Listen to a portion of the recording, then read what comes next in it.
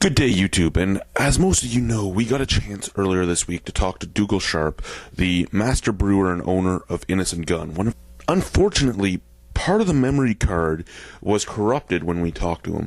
Sitting beside me is Dougal Sharp, the owner and master brewer. Sitting beside the cartoon is Nicole, who is the head of Innis and Gunn Canada here. And the question that we were asking when it started was how much Innis and Gunn they actually ended up dumping before they realized what they were dumping. You guys end up tossing out before you actually tried this.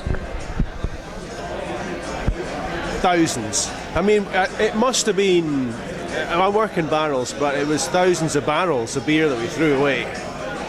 Because, well, at least that's what he thought was happening. I mean, how much was actually thrown away, I don't know, because the workers did start to try it, and they started to drink it. But yeah, I mean, sadly, there was a lot of beer went down the drain. Now, I know this was one of the first beers I had that really made me start going, wow, I want to start trying everything because of this. How did it evolve for you guys? I mean, it's strange because so many beers nowadays are designed. You know, people sit in breweries and they go, right, let's think up. You know, let's make the next hoppy IPA, or let's make the next, you know, triple stout or whatever. But that did not happen for us. We discovered by accident that maturing beer in a bourbon barrel gives it a certain flavour. And that discovery of that flavour actually led to the formation of the whole company. So it's a complete juxtaposition with typical, you know, beer development. But it was this company was founded on a flavour, and it was a flavour that I felt passionately enough about to actually leave my job and set up this company. And so for us, our job, and so for us, ever since we had that discovery, all we've been doing is going around the world and telling as many people about this flavour and getting as many people to try it as we can, because it's so different. You know, it's not like any other beer out there. And I think that's the unique thing about Innis and Gunn. We're not trying to be extreme craft. We're not trying to be super hoppy. You know, that's not what we do. We're in a very different place to that, and that is all about depth of flavour and mellowness and smoothness, but above all, balance. And actually, that's what we do. The oak, all those flavours that come from the oak are all in balance, and that's where we've come from, and that's our sort of mission as a business.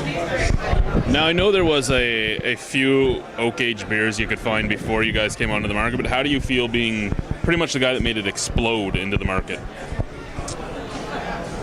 Well, I mean, it's a great, it's an amazing thing to have been part of.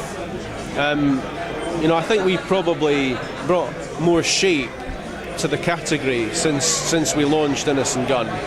And you know, we're always experimenting, and you know, although we launched Innis and Gunn Original first, when we then went on and started looking at other ways of maturing, other barrels, other techniques, then our limited editions started to come out, and you know, rum finish is part of that now. It's a permanent addition to the range. So it's been a sort of journey for us, as much as I guess the category, about evolution and seeing how we could make even more delicious beer with what we have, and that's been really exciting. And it's been, as I say, it's been great to be a part of that. Now, what would be your least favourite of your lineup? Island cask, not Highland, but Island. I've never had that. It didn't make it to Canada. We were asked to do it by our Swedish fans, and this is a beer that we matured in Islay whiskey barrels. So Islay whiskey is smoky and peaty and very dense and rich. So we did this, and I have to say that I didn't like it because I'm not a big fan of the peaty whiskey. But we launched it in Sweden. It was phenomenally successful. They loved it. So much so that they persuaded us. We did it 2 times. We did it 2 years in a row. But again, I mean, the second time we did it, it was just so extreme a flavour that we decided not to do it again. we still get asked by our Swedish drinkers all the time for it. But that's interesting because I mean, it seems like, especially in North America and in the United States in particular, that those extreme flavored beers are what everybody's doing. I'm surprised you didn't just ship a bunch down there and get it going. It probably would have went really well. yeah, but I mean, I think nowadays it kind of cuts across what we're trying to do. We don't want to do extreme beers. What we want to do is beers which are flavoursome and delicious and interesting, but actually aren't extreme, because there are so many good brewers doing that why compete with them when we've actually already created a very clear space for ourselves in the market where we're not being challenged in any way. So I don't think and it kind of cuts across everything that I believe about brewing, which is that beers should be flavoursome and complex and all that, but they should be balanced. For me, personally. No, I'm with you on that for sure. Because how many times did I rant on our videos about like for certain kinds of beers, like, you know, if you get another oak aged beer, it just tastes like wood and the beer's gone, or if you get an IPA, it's basically liquid hops and there's nothing else to it. There's no malt, there's nothing to it. In fact, I've had IPAs where you can't even taste the water. They fucking suck, you know. But yeah, for me, the balance is, and that's why when I had the whiskey cask, honestly, I've been calling it the perfect beer. I've been buying it and giving it to my friends. I'm like, this is it. Try this. This is how it's done. Like, get it in you. You know, it's perfect. So I like that. And yeah, that's the same with me. We both loved the whiskey cask. Even Ken, our buddy Ken, who actually dislikes your beers quite a lot because he hates the oak taste, he actually loves that beer too. And going on to that, we talked a lot on a lot of our videos about how we loved Innis and Gunn, but it just kind of seemed a little stagnant. Like, it was the same type of beers for the most part in just different barrels. Yeah, we didn't get the weird one. But for us, we were super excited to see the stout because it was just different. It blew our minds again, like the original. The first time we had the original, it blew our minds. The first time all over again. And yeah, first time all over again. Is there anything like that down the pipeline? Yeah, I mean, we're now working on a range of different beers. I can't say too much about it at this stage because we've got a lot of development work to do, but you know, we've taken the feedback we've had from Irish Cask, we've listened to everybody, and we've really formulated the next part of our strategy based on that, because it's clear that there is appetite out there, that drinkers became very excited when they tasted Irish whiskey cask. So that's where we want to go. You know, our core brands, Original and Rum Finish, are absolutely crucial to the business, and you know, that isn't to say that we're going to abandon them. We're working constantly to try and make them even more delicious and more exciting, but also now we have a strategy around developing perhaps different styles of beer, different oak maturations, to get that buzz going. 2 words, 1 question. Port cask? Sorry, say that again? Port cask? Port. Or even cognac? Well, I've always been encouraged not to mix grape and grain.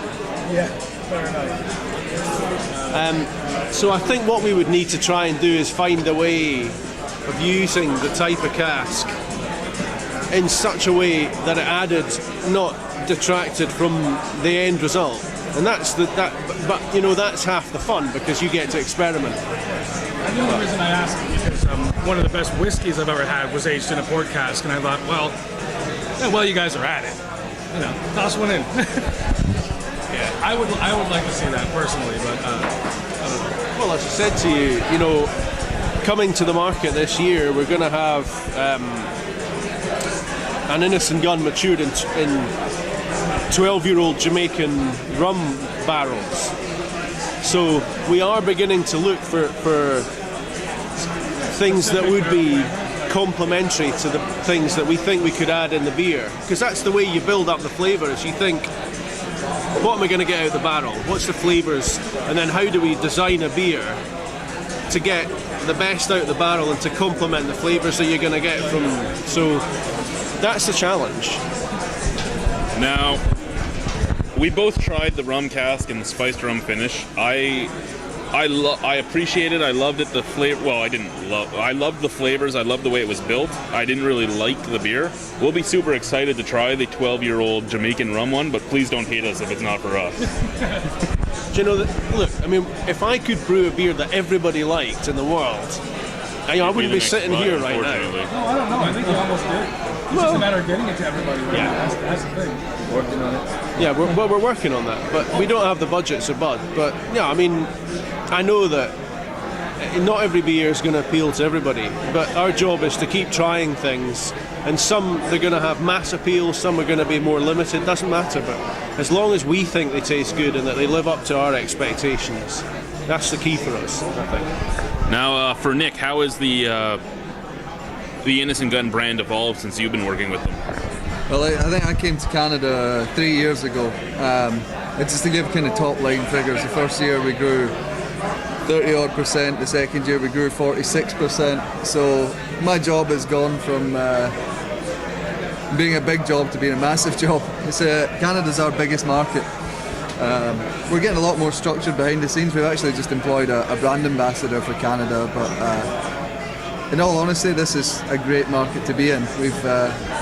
The response we get from people in Canada is unbelievable. I've sold other beer in the past, and it's been a tough push, really tough. But with Innis and Gunn, you tend to pour the beer for them, let them try it, and it goes down brilliantly. So, in terms of that, Canada's just been massive for us.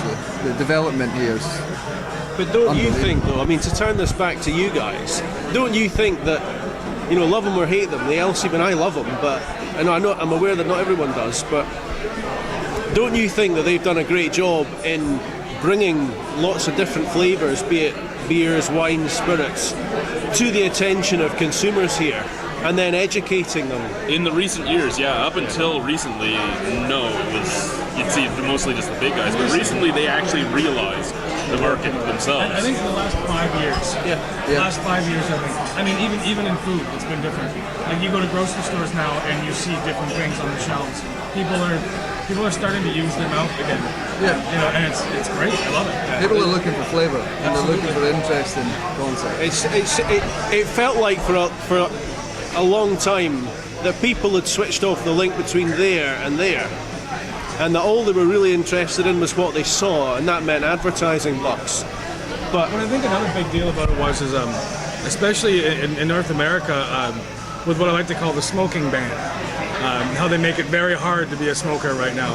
I think that there's so many people not smoking that they have their taste buds back again, and they're actually tasting again. I mean, it's not like the 70s where everybody smoked 2 packs a day, and they were fine with processed cheese slices and Wonder Bread. It was the people are tasting again. I mean, they're healthier and they want to be healthier, and I think that has a lot to do with it. People are picking up a microbrew that they used to love 10 years ago. And tasting sugar and corn, and they can taste it now, and they don't want it. They want real ingredients because they know what it is now. Flavour is absolutely fundamental, and it's what we stand for.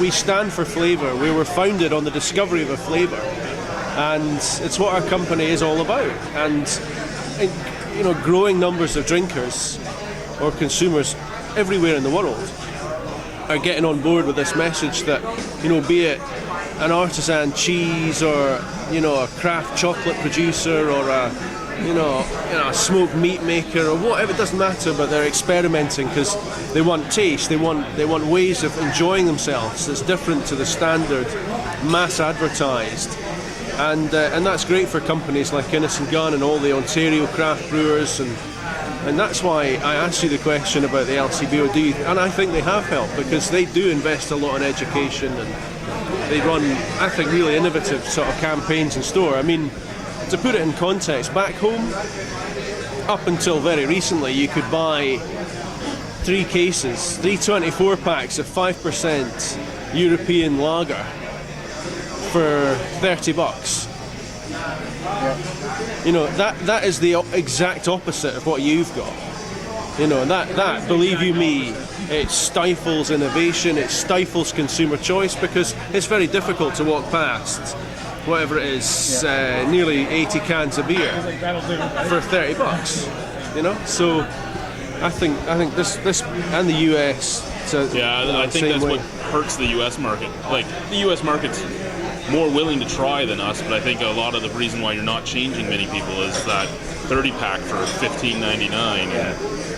We're up here, your craft beer versus macro beer is only like $3 or $4 difference. Yeah. For a case. But we're about to get minimum pricing in the UK, and we believe that will start encouraging switching from mass into more, I